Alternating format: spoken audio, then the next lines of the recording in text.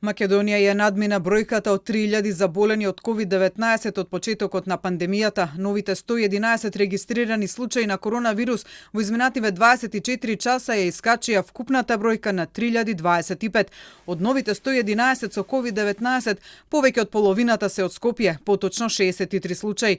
Потоа следат Штип со 12, Куманово со 11, Кочани денеска брои 9 позитивни случаи, сите се од скринингот спроведен во детска градинка. Во Тетово во изминатите 24 часа се потврдени 8 нови случаи, во Велес и Гостивар по 3, додека Охрид и Крива Паланка имаат по 1. Денешните бројки се од спроведени 854 тестирања или во проценти изразено 12,9% од нив се покажало дека имаат COVID-19. Вкупната бројка на активни случаи во земјава е 1226. Со новите 63 случаи па Скопје во моментов има активни 658 случаи. Од нив 23,1% се од Чаир или во бројки 152 случаи. По Чаир со најмногу активни случаи во Скопје следат општините Бутал со 59, Газибаба со 58, Аеродром со 53, Центар со 52. Во Карпош има 40 активни случаи со коронавирус, додека во Киселавода се 29, а Рачиново 23.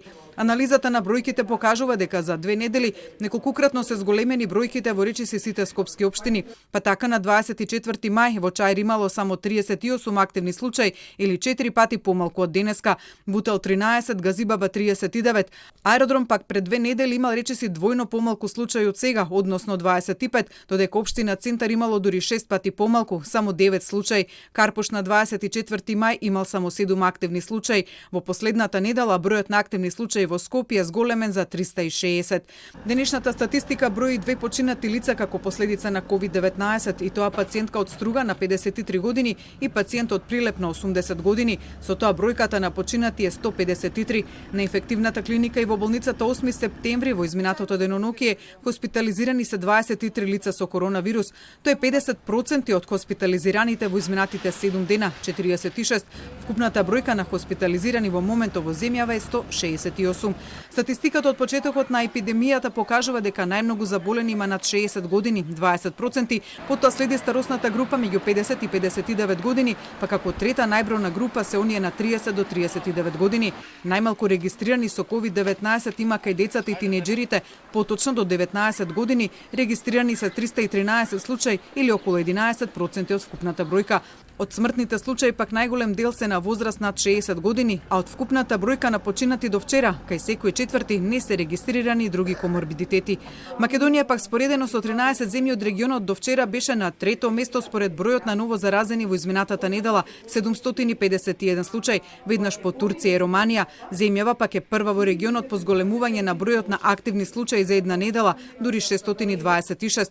За споредба Косово е на второ со 74, па Грција со 60 случаи. На листата пак на Forbes за безбедни региони во пандемијата со COVID-19, Македонија се најде на 103-тото место од 200 земји и региони. Таа е единствената европска држава во последната четврта група на безбедни земји. Пред неа во третата група се Албанија на 88-то место, Босна и Херцеговина на 72-то, Црна Гора на 42-то, Грција на 34-то. Најбезбедни според Forbes се Швајцарија, Германија и Израел. Од европските држави како трета по безбедност е Австрија, па следи Норвешка. Најнебезбедни во пандемијата според Forbes се Мали, Руанда и Јужен Судан.